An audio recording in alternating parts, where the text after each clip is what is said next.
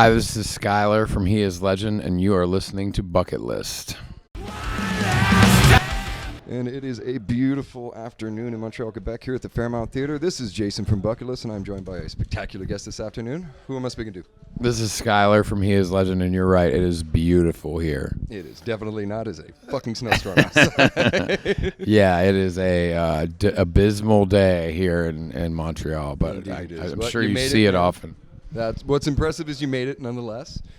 Barely, but we did. We made it. Yeah, there you go, man. So before we get into the nitty gritty and stuff like that, it's common knowledge that a lot of bands, when they got to go on tour and when they got to promote an album, they got to do the interview thing, like we're doing here right now. How do you personally feel about having to go through that process? What's your take on doing the interview thing? Certain interviews are engaging and nice and pleasant, and certain interviews are mind-numbing and ridiculous, and basically are just consist of answers that you could find on any website. I had a person, I won't name them. They came up to me and said, "So you guys took pictures with a bunch of dogs one time?" And it was rabbits, it was bunnies, and it was like literally 13 years ago. So I was just like, "I'm not doing this interview. You're not gonna ask me about a photograph from like ages ago. It's just ridiculous." So I get a little ornery about them. I don't like when interviewers email me questions. I think that's lazy. I think that's making me do their job for them, but I'm happy to sit and talk to anyone for any amount of time. I mean, that's what an interview is. So I'll do a phoner. I'll talk in front of you, but yeah, don't email me my questions and make it seem like we're engaging each other in conversation. I think that's lazy. This isn't some Wizard of Oz bullshit. Yeah, We're it's definitely just two people ridiculous. having a Yeah, fucking conversation, just man. chatting, and that's what it's about. Exactly. So tour's relatively fresh. If I'm not mistaken, you guys have only been out for a couple of days now. I'd say maybe we're right at the 2-week mark. We probably got 2-week mark, yeah. about 3 weeks left, something like that. But it's going great. Bands are good, having a good time. Made it into Canada, which is rare for us. We usually get stopped at the border for a while, and then we're like, fuck it, we'll turn around and leave. But we made it through breezy, and it's been good. It started snowing last night. Made it here. You've been living in winter wonderland. Yeah, you're right. But yeah, Toronto tomorrow, I think. So we should be good to go. Awesome, man. So for the people, granted, we get this out before the end of the tour, Right? Which by the graces of the internet, we will. What can for anybody listening expect or be excited about for the rest of the tour and from this particular run from you guys? I mean, we're doing a bunch of bangers. We got about a 30-minute set, 35, 40-minute set some nights. So we bang through a bunch of tunes, playing a lot of stuff off White Bat, playing some old standbys. But yeah, I mean, what do we have? Like 3 weeks left. We're heading west. So if you're reading this or watching this, listening to this, Texas and California, Detroit, all the Midwest, all of that, we'll be hitting it up soon. Awesome, man. Now, speaking of the bangers that you're playing on this particular tour and everything, we are a little past 15 years of I Am Hollywood, if I'm not mistaken. Something like that, yeah. Somewhere around your first like big Yeah. release. How much of that material are you guys still comfortable with playing, and is there ever going to be a world, although it's a hipster as fuck, that you would do something like an anniversary tour for that record? I don't back the anniversary tours really. I think they're money grabs, so to speak. I mean, I get why people do it and I get why people like it, but I've never really been into a record enough to be like, that's all I want to hear. If I'm going to see a band, usually I want to see them throw curveballs, play something here and there. We've not been really against doing it for It Hates You, only because I feel like that was a definitive record for us. But for I'm Hollywood, a lot of those songs aren't going to go over live well. I mean, we were 21 when we wrote that, maybe a little older. But yeah, I mean, we still play we play 4 or 5 songs off that record almost every night, especially when we headline. We still play I Am Hollywood. We still play The Seduction. So I don't really see a reason to go dive down that rabbit hole, especially because when we're playing, we want to play new stuff. We want to play, we want to throw some old stuff in there. We want to do a cover. We want to like that's just how we get acclimated to stage and feel good. So, I mean, and I think those things a lot of times work out better for bands that aren't on the road all the time. So they'll pop back on to play their whatever album people love.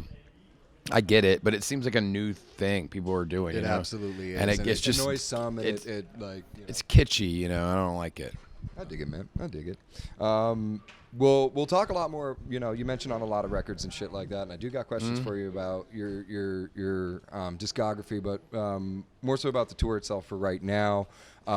You in previous interviews have referred to He Is Legend as very much like a tour chameleon. You fit into a lot of very odd, a lot of odd bills and stuff like that. Is there a particular story that you could tell about how the While She Sleeps tour came together? We're label mates. I think that probably had something to do with it in one way or another. We get along really well. They're a badass band. I think the bill works because we're all kind of heavier, but still have some pop sensibility to us. Savage Hands is the same way. They're a very good band. I mean, all these bands are great. I mean, it's rare that you get like 3 solid player bands on the tour. Everybody's shredding, everybody's having a good time, and the bands are great. So, I mean, a lot of times you'll get some garbage tours where you have like a couple of bands that are just like, ugh. But no, this is a good one, and it flows organically. They were just out with our buds and Every Time I Die not too long ago in Europe. So we kind of were like, yeah, sounds like a good idea. So yeah, very cool, man. So, like I said, coming back on the record stuff. Before we talk about Whiteback specifically, you do have a little bit of an illustrious discography going for you guys so far, and I want to know, which record do you think has had the deepest personal impact for you? Few is personal.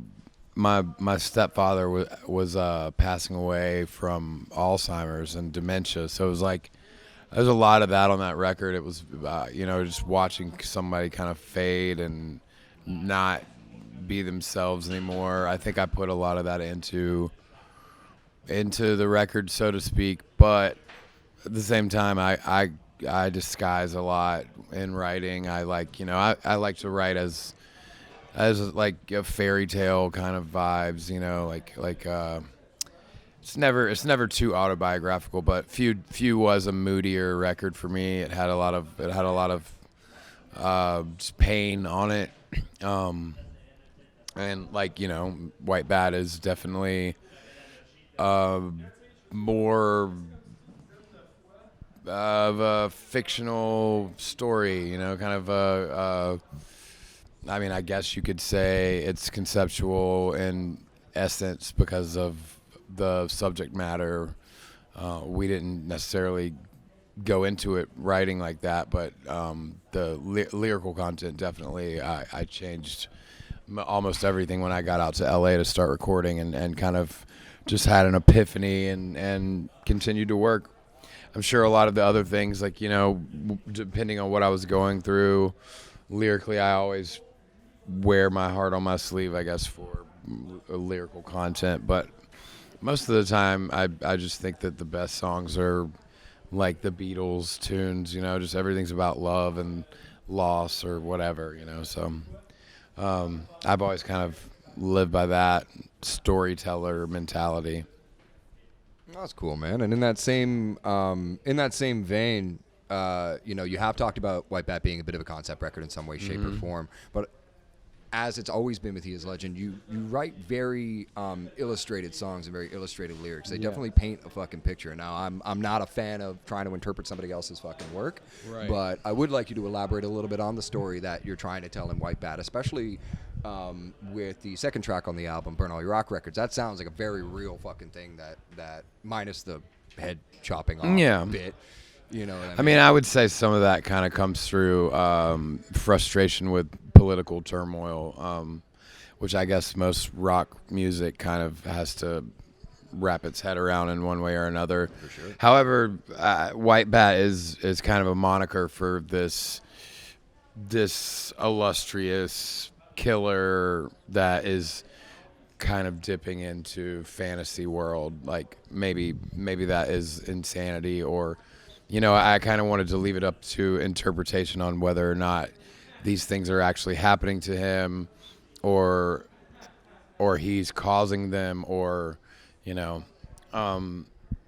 just like a fever dream kind of shit. Yeah, like what is actually, where is he crossing the line into madness, or are these things real? Does he have someone in his trunk, or is he imagining these things? My father was a cop, which ultimately made my grandmother obsessed with forensics and crime and things like that. So I grew up with like all sorts of like Dead Man Do Tell Tales and all sorts of crime novels around, and I would get into my dad's case files, and like at a very early age I'm looking at crime scene photos, and so it's been in my blood for quite a while. And I knew that there was this story inside of me that was like building through the just being inspired by the Golden State Killer thing, and yeah, I scrapped almost every lyric that I had written before I flew out to LA, and I started rewriting on the fly as we're working, and still like cross-referencing books. And I would go to a bar and like just pick somebody I would want to follow out to their car and take, kidnap or what, like just trying to force these ideas into, and try to get a headspace of like a Bundy or a Gacy or whatever, and like and you obviously I had met a friend that I admire out there and was kind of telling him what I was doing. He runs a podcast, or is a podcast host, and he just basically was like, you might be taking this too far. I'm like, I don't know. I'm not like, I haven't done anything yet, but, and just wandering around cemeteries, and went to the Museum of Death. I went to a bunch of crime scene just to get a vibe, to feel something. Get a headspace. Yeah. And then just writing at bars, and like watching people and studying the way people are, and then just trying to be like constantly reminding myself of like, there are people who are probably around me right now that have done some vicious, terrible things, and like what goes on in their mind while they're doing exactly what I'm doing. What pushes somebody to this limit? Where do we go from here? How would you even fathom, like, I mean, do you strike up a conversation? There was a line that I stole, and I can't remember what murderer. It was in the Museum of Death. This guy would write these notes, and it was on my phone for a while, but it was someday you'll meet him in the darkest of bars with the strangest opening line. And it was like, it stuck with me, because it's like, what does that mean? What is the opening line for someone who has nothing but malicious intent? How do you how do you get to that point? Like, I don't know. So these are the questions I was just going over and over and over, and then obviously leaving and going straight into the vocal booth and tracking and just being in this very odd headspace and feeling that throughout the night, throughout the next day, feeling antisocial, which I think is probably one of the biggest problems with people that get I mean, if we're talking about the Golden State Killer himself, which is definitely the album is not about him, but it is based on these stories about 40 years of just crime, and getting away with it and being meticulous. It just seems so far out, and I'm obviously very fascinated by stuff like that. So I was just in a headspace for sure. I was pushing myself to the limits. You went full fucking Heath Ledger here, man. Like, that's impressive shit. It was. I mean, it didn't. I didn't even think twice about it. It was like I would. So the guy that I met up with, and he's like, he's real funny. He's does this podcast, been doing it forever, and he's like, he's regional, so he's in LA, he's been there forever, and I'm like, he's like, what bars are you going to? And I was like, well, I'm out in Glendale. I was like, so you going to Hollywood on Sepulveda or whatever, And He's just stoking the and fucking fire. Yeah, he's trying like, to make. He's like, this place is seedy, person. man. Yeah. This is seedy. This place is seedy. You got to go there. He's like, you're going too far, man. But let me tell you where you should go. This place is dark. Okay, all right. So Like, yeah, you're going too far, but also now I'm watching. Yeah, so, yeah. Let me enjoy this a little bit. He thought it was interesting, and I mean, I obviously was going off the deep end for a minute. I mean, I had to back up for a moment and go like, I need to go get some ice cream or something. Like I just gotta chill out. Watch a fucking Disney movie. Yeah. Try to That was another thing bit. too. We Pan's Labyrinth was playing on a loop the whole time we were recording. It was just like on mute. Just the DVD would just start back over. So the imagery too, like I have this still in my head as well as what I was, writing down and working on. And I mean, I've always said our format has been the same. Adam's music is so visceral, and when the lyrics are the last thing we do, I'm given this great opportunity to paint the picture that's behind the door that they create.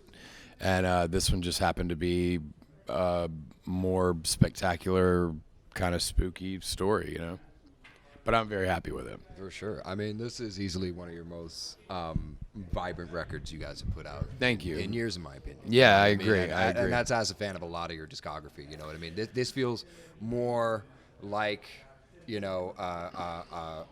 Is Legend effort. Like Few was a really great album. Yeah. Fruit was a very, very kind of like artsy attempt of yours. If I could. Yeah, be so both bold. of those were very moody. This feels very. It hates you. This feels Yeah. very. Suck out the poison Right. while somehow on bath salts. Like really particularly fucked up. Yeah, So, yeah. I like that. That. I think we constantly push ourselves when we're recording, and this is no different. I just feel like we were in a really good spot. We were happy, and we are happy to be together even now. I mean, me and Adam and Matt have been doing this for over 20 years now, so having Jesse around makes it a lot easier, and he brings a whimsical kind of youthfulness to what we're doing, and he's the best drummer I've ever played with. I mean, he's not, he kind of studied under Steve. Him and Steve are friends, and yeah, I mean, it's just so fun watching him play. Being a drummer myself, I just, I get a lot of inspiration from him. So, yeah, it's just that's. I think we're in a really good spot. That's awesome, man. Touching back a little bit on the recording process for White Bat, you in particular, with in comparison to a lot of screamers out there and a lot of vocalists out there, have what feels like a very abusive style, what feels like a style that could really, really shred at your vocal cords for a while. Is there a particular thing that you can impart for young vocalists that helps you get through the long, arduous process of recording a record, especially something as vibrant as White Bat? I think for the recording process, I always just say take your time. I'm one of those people. I don't really warm up. I don't have a. I mean, obviously, when you're recording, it takes a minute to get. You have to force yourself to. You're basically you're doing the best performance you would have to do on a record. You know what I mean? Like when you're recording, it has to be the most emotional you've done, the most. You want to be performing like you're at fucking Madison Square Garden when you're one person in a room. You're trying to evoke this emotion that it doesn't exist because you're alone. I've always said that being a vocalist is 90% just showing up, The confidence is key. I may not sound as good as some of these cats that, take care of their voices, but I've never really had a problem. I've never had any surgeries. I mean, obviously my voice has changed over the years, Very but much so. I smoke, I drink, I party. I'm an animal. So Yeah. I don't mind any of that, but I like the way my voice has what it's become. And I feel kind of like I'm walking in Tom Waits' footsteps in that way, or just sooner or later I'll just sound like a frog. And And that'll be fine with me. I Disney have movies no. will be where you're at. Yeah, I have no problem with that. I do. I really don't warm up. I think for kids, I do like to say that if you have confidence, you can do it. If you want to sing, you can sing. If you want to scream, you can scream. However you want to do it. We never think about it that much. I get up there and do what I do, and then that's what it is. Some people got the endurance, and that's like, Yeah, I've been doing it for so long. I mean, I can't imagine what I would be if I would have actually decided to, take vocal lessons and do 30-minute warm-ups before. I just hate that shit, Yeah, fair enough. I'm a rock and roller, baby. Hey, if that's the spirit you want to invoke, then invoke it, dude. We'll wrap it up. So here at Bucketlist Music Reviews, we try to keep things nice and cheesy. For your last question, I want to know what is still left on the bucket list for either you yourself, Schuylar Kroom, or for He Is Legend as a whole. What do you guys still want to accomplish, or what do you personally still want to accomplish? I've never been to Disneyland, and I talked about it enough. I definitely want to do that. What do I want the band to accomplish? I would love to play with the Deftones. That's a popular one, believe it or not. I'm sure that, and or Metallica. Obviously, like those two bands will always be kind of the top of our list. But yeah, I would love to play with the Deftones. I would also I'd like to do like a TV show, like get on Ellen or some shit, It's like or just pull it out and get on fucking Price is Right. Yeah, exactly. No, I think it'd be fun to play a TV show. I've always thought that would be interesting, but there's not too much. We just want to play, man. I mean, we play. That's all we really want, is just to continue to tour and continue to move across the world and do it, So I think. Yeah, just to receive more, I guess. For sure. Well, Chino, listen to Bucketlist. Yeah. And pick up some requests. Chino, check us out, baby. Don't take Poppy out on tour. Take His Legend. All right, man. Well, it's I got nothing to say there. Safely speaking, I can get in shit plenty. Hey, man, it's been an absolute pleasure. Very, speaking to you. very really nice speaking to you. We hope you have an awesome rest of the tour. Awesome show tonight, and take care of yourself. Yeah, thanks for having me.